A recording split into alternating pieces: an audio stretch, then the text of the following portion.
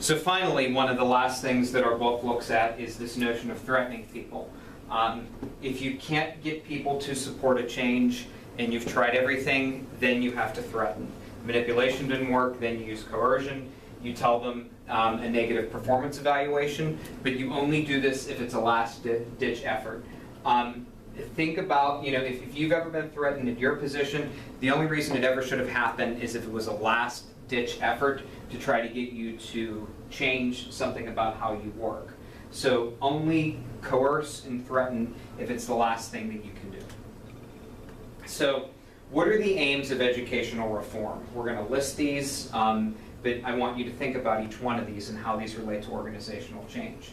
Number one is to reduce the achievement gap among social classes and racial groups. Easier said than done. Number two, to get students to enjoy school. Now, when somebody always says, well, we want students to enjoy school, then my natural instinct with this organizational concept is the fact that students enjoy school through electives and courses they want to take. So by eliminating those, you're not getting kids to enjoy school. So you're kind of causing a challenge right there. You want students to acquire knowledge and skills that relate to learning and give them purpose, individualized education, human accomplishments, past and present, and to enlarge their identities as citizens, personally and socially. So that's the idea of social citizenship. And then to show career options. I can't stress enough how important the career options in the pipeline is for that. So we're going to look at different strategies for change. The KPU model is basically looking at when you have to make a change happen very swiftly in schools. You have to do it rationally but empirically because you're getting money and you're getting compensated for that change. So that one can be a challenge because it's planned and you have to do it quickly. The RDD model can be a little more interesting to look at because you're trying to take research and find a way to make it practical, applicable, and enjoyable. Which, if you're looking at RDD for school improvement, how could we turn a standardized math curriculum or a standardized English curriculum into a practical product that makes students enjoy school? That would use research and development and probably pilot test it, and that would cause institutionalization of the program as well if it was successful. So then, we have the agricultural model that we briefly mentioned, using these educational innovations, basically showing how different people pushed out different curriculum models. Notice that the federal government started acting in 1979 when there became an official Department of Education, and that's kind of caused the school reform models we've seen exist today.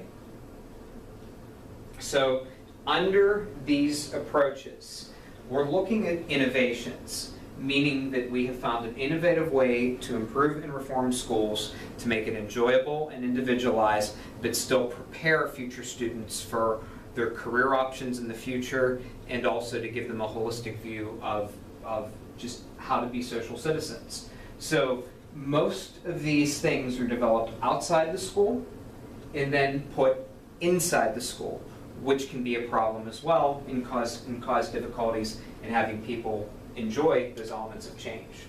So then I briefly mentioned power and coercion because we spoke about this when we were talking about ways that you get people to get on board. Another thing our textbook says is you have to give people financial reasons as rewards or punishments, meaning if they're willing to do it, you give them more money. If they're not willing to do it, you threaten them with money, and you can use political sanctions as well, and that gets compliance. They call it the carrot on a stick, carrot on the stick model, basically because you're chasing the carrot because you want the rewards associated with it, but you can pull the stick out at any time. So other models and other things that have looked at, and you've looked at this in your other classes, we've noticed that there have been billions of dollars spent on education with very little difference in school improvement. And that was something that you learned about in school reform. So that's showing you that are these organizations actually targeted, and are they helping the school to be successful and productive? Who knows? So I like this.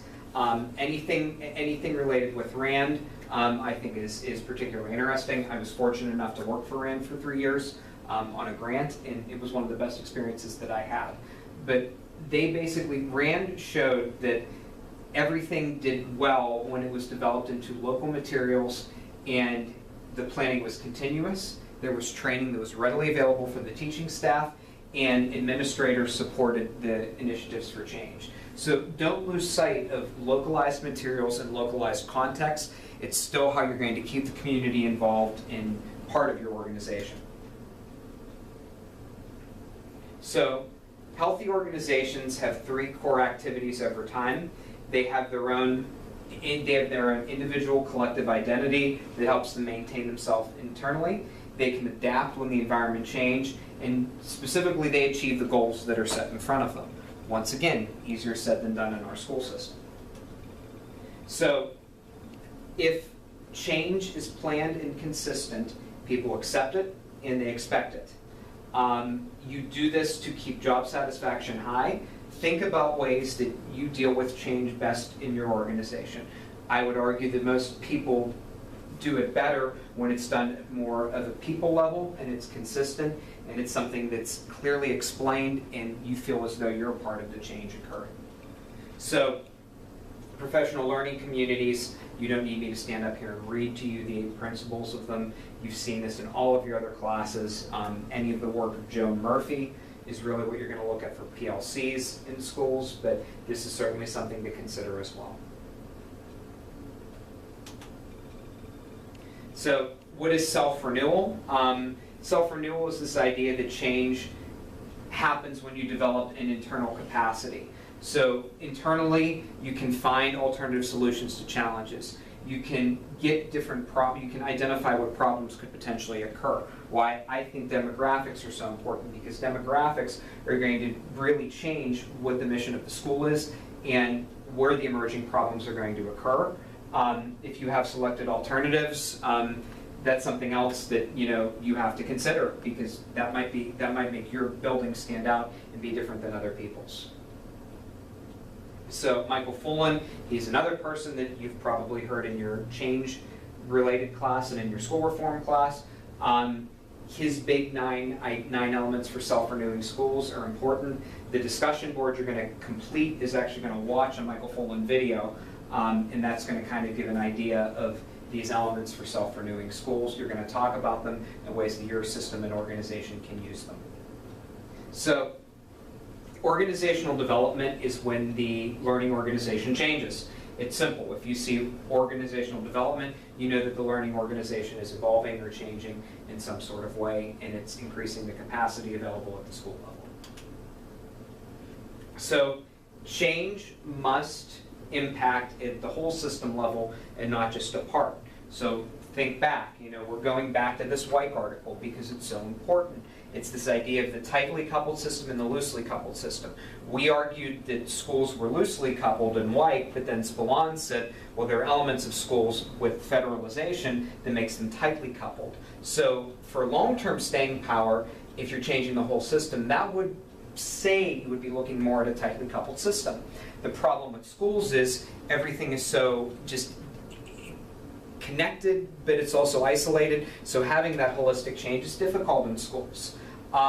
That's why having an organizational development in a school as a learning organization takes a dedicated, planned, and concrete effort. So force field analysis, this is big in business. I don't see many people actually using this in a school setting, but it's basically showing that if you can look at who the forces are for change and who's against them, what type of technology can impact change, and if the forces are balanced, meaning you have an equal force that are for change and equal force against, equilibrium occurs and there is no change. So that's something that I see this more as a business model. I don't perceive you're going to be looking at this for any major research that you're doing. So I give you a diagram from the book basically showing you that the organization unfreezes, goes to change, and then it refreezes, meaning that basically the organization isn't going to change again, and then it'll start over, and it's just a continual process. So when change occurs, it goes back to this unfreeze notion. You go to change, then you freeze, you see how the change worked, and then you implement another change as well. So in this model, administrator coercion is not recommended. School does well if you can actually bring problems to the open where people can talk about them, and you give the opportunity for voice and culture. But look at this. I mean, notice how many different theories we've spoke about, and some have said coercion is a good thing, some have said it's a bad thing. That's why you really got to look at these chapters and these studies and say, if this is a theory I want to use and I don't believe in coercion, well, this one might work for you, but if you do believe in coercion, then perhaps another theory would be more effective. So you need to see the big idea behind this is when people that are restraining forces that are pushing against it, if they can be converted into somebody that's for it, that can help as well. So there are no quick and easy solutions to change.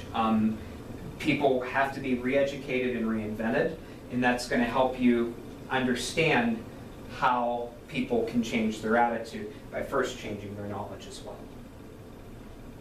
So Maura Fullen, as I've said, he's one of the big names, but this gives you the ideas of schools that want to change should work to close the achievement gap, have high expectations, limited number of standards related to literacy, numeracy. So once again, we're going back to this notion of reading and mathematics controlling everything, and a belief that all children can learn, which you have to be a leader in schools anyway.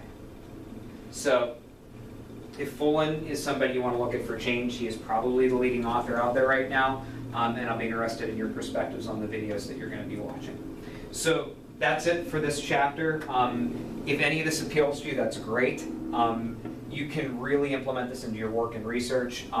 There's a lot of theories here, but if you're looking at organizational change, this is something that I would consider doing. If it appeals to you, that's great. If there's anything else I can do to help, let me know. Thank you.